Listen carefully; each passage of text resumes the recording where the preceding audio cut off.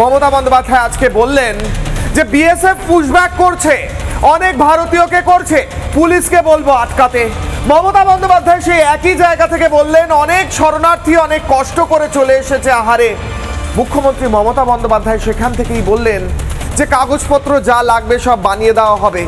আরে অনুপ্রবেশকারীদের তাড়াতে যেখানে গোটা দেশ একজোট হয়েছে, যেখানে এসআইআর এর সমর্থনে সাধারণ মানুষ এবং বিএলও সরকারি আধিকারিকরা একযোগে কাজ করছেন, যে এত দ্রুত এসআইআর এর কাজ এগোচ্ছে, সেখানে মুখ্যমন্ত্রী মমতা বন্দ্যোপাধ্যায় বলছেন যে কাউকে পুশব্যাক না করা হয়। পুলিশ কি ভীতু নাকি? পুলিশ দেখুক পুশব্যাক না করে। আরে পুলিশকে ভীতু বলছেন, আপনারই তো পুলিশ।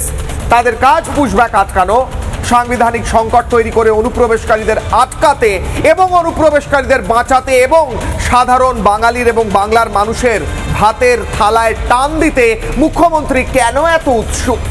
ইন্টারেস্টটা কোথায়? ইন্টারেস্টটা ভোট বাক্সে।